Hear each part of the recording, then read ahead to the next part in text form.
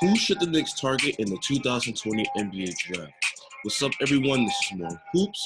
Before I get started, please subscribe to the channel. It really helps me out. Now let's get right to it. So in this video, we're going to look at the top prospects that the Knicks should be targeting. Now we know the NBA is probably going to return sometime this summer. That means the draft and the draft lottery will probably get pushed back to August. The Knicks finished this season with the 6th worst record in the NBA. With the 6th worst record, that means the Knicks can end up anywhere from the number 1 pick to the number 4 pick, or the number 6 pick to the number 10 pick. Now, if the Knicks fall back to the number 10 pick, please call suicide prevention services for all your friends who are Knicks fans, because they are definitely going to need to be on suicide watch. Since there's 8 different picks the Knicks can potentially get, we're going to break down the top 8 prospects that the Knicks should be targeting. Now, the Knicks are really weak at the point guard position. In a previous video, we talked about how Dennis was a complete shit show all season long. The Knicks should be looking at point guards, but getting the best overall talent should be the number 1 priority. Number 1, the Knicks have a 9% chance at getting the number 1 pick. If I get the number 1 pick, I'm going with Melo Ball. Now, I know some fans are going to disagree with me here because they're high on Anthony Edwards. But in my opinion, you have to take Ball because he has the highest upside out of everyone in this draft. Ball has incredible positional size for a point guard at 6'7". He has incredible ball handling and passing skills. He can break down defenders and he can finish at the rim. Ball also has deep range. Don't let his 37% shooting percentage fool you. Ball's shooting numbers were low this year due to shot selection, not shot ability. He was the only scoring option on an awful team, so he was often used as an end of shot clock bailout option for his team. LaMelo could shoot. As we can see with some of his advanced statistics over here, LaMelo Ball actually shot 39% on spot-up three-pointers this year, which is a high percentage. With that incredible positional size and passing ability, Ball could become a legit superstar in the NBA. If he maxes out his potential, he could become the second coming of Penny Hardaway. Number 2. The number 2 prospect the Knicks should be targeting is Anthony Edwards out of Georgia. At the number 2 pick, Ball could easily still be available, but if he's off the board and the Knicks are picking at number 2, they need to go with Edwards. Anthony Edwards has excellent size for a shooting guard. He's 6'5" with a long 6'9" wingspan, and he's a great athlete, both vertically and in terms of quickness. His best attribute is his scoring ability. Edwards averaged 19 points per game for Georgia, and he had multiple 30-point games. Edwards can get to the rim at will and finish in traffic. He's got a quick first step and good handles for breaking down defenders. He's also got a good jumper. He can knock down pull-up jumpers, and he can hit the catch and shoot 3. Edwards is also a capable playmaker. He's a score-first player, but he's capable of finding the open man. Now, Edwards is a better 3-point shooter than the numbers will indicate. He only shot 31% from 3 this year. Edwards takes a lot of tough contested threes due to his poor shot selection. He has the physical tools to be a great defender. Edwards has proven he can make defensive plays on the court, but he has an inconsistent motor on that end. If Edwards maxes his potential, I could easily see him as a legit star like Victor Oladipo. But at the same token, with his poor shot selection and questionable basketball IQ, he could easily be the next J.R. Smith. If I get the number 2 pick, I'll select Edwards and bet on his upside. Number 3. The number 3 prospect that the Knicks should be targeting is Cole Anthony. Cole Anthony is a point guard that played for the North Carolina Tar Heels this year. His height varies on the source you look at. Some sources have him at 6'3", others have him at 6'1". Every source seems to agree that Cole doesn't have great size for the point guard position. While Cole lacks in size, he makes up for in great athleticism.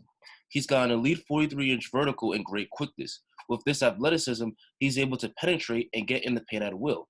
Cole's best attribute is his ability as a shot creator. He averaged just under 20 points per game for the Tar Heels this year, with plenty of 30-point games under his belt.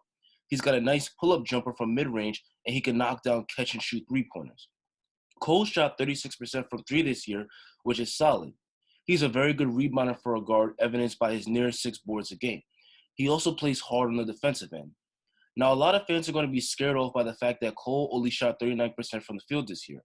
If you actually watch North Carolina this year, you would notice Cole was playing with zero spacing.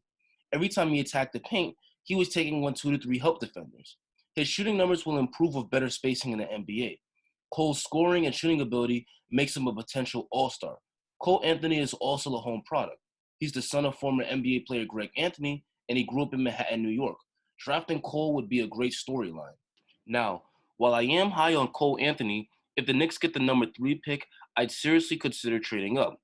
I'd be willing to give up the number 3 pick, along with the Clippers pick that we acquired at the trade deadline, to move from 3rd to 1st so I could draft LaMelo Ball. Now, a move like this is a gamble, but it can work. In 2018, the Mavericks traded up to select Luka Doncic, and while Trae Young is an all-star for the Hawks, Luka's total dominance shows the Mavericks got the better end of that deal. But at the same token, the Sixers traded up from 3rd to 1st to select Markelle Fultz. 3 years later, Markelle Fultz plays for the Magic. It's not a guarantee it'll work, but I'd take the risk to acquire Anthony Edwards or LaMelo Ball. Number 4. The number 4 prospect that the Knicks should target is Killian Hayes. Killian Hayes is an 18-year-old point guard who's an international prospect out of France. In my opinion, Hayes is the most underrated player in this draft. Similar to Ball, Hayes brings tremendous size for the point guard position at 6'5" with a 6'9" wingspan. His greatest strength is his passing ability. Hayes is a very good facilitator out of pick and roll. He's also a good shooter. In Euro Cup, Hayes shot 91% at the free throw line and 39% from 3 on 4 attempts a game. He's got a good touch on his floater, and he's got a nice step-back jumper. If he maxes out his potential, I could easily see Hayes as an elite point guard similar to D'Angelo Russell. Now, I'm high on Hayes too, but if we fall to the number 4 pick or worse, I'm still trading up to get either Ball or Edwards if I can. If I can't trade up, I'll just take the best player available. Number 5. The number 5 prospect that the Knicks should be targeting is Obi Toppin.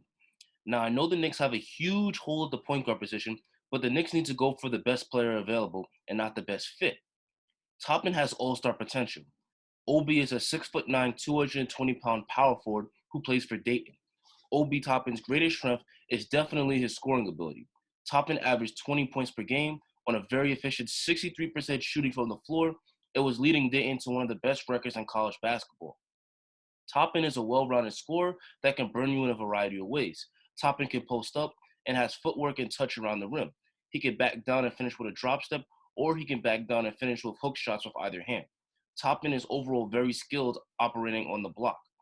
Toppin is a good scoring threat out of the pick and roll as well. He could set screens and finish at the basket as a roll man. He also is a good scorer on the break, and he gets out and runs the floor and will finish if the defense doesn't get back. Toppin could also put the ball on the floor and finish off drives. With his all-around scoring game, he clearly has all-star potential at the next level. He definitely has potential to be a stretch 4. He shot 39% from 3 this year. He shot that on only 2.6 attempts a game, so I'm skeptical that he's going to be a respectable three-point shooter year 1 in the NBA, but the potential is certainly there. Toppin also has good feel for the game and good passing ability. He's good at finding the open man out the post. If the Knicks can draft Toppin, they need to trade Julius spin turnover random and start Toppin at the 4 immediately. Toppin is also a Brooklyn product, making for a great storyline. Number 6. The number 6 prospect that the Knicks should be targeting is Tyrese Haliburton. Tyrese Haliburton is a 6'5" point guard who plays for Iowa State. Haliburton has many strengths, but his biggest strengths come on the defensive end. He's got a monstrous 7-foot wingspan. He plays the passing lanes well and uses that length to get deflections and steals.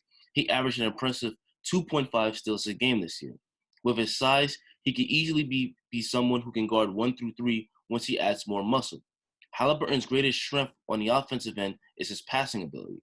Haliburton averaged 6.5 assists a game this year. Haliburton gets many assists due to his court vision. He's good at finding open cutters and shooters. His next strength is that he's an amazing outside shooter. Haliburton shot 42% from 3 this year on an amazing 5.6 attempts a game and shot 43% from 3 as a freshman. He also shoots 82% at the free throw line. Haliburton's shooting skills could definitely translate to the next level, giving him amazing 3-and-D potential.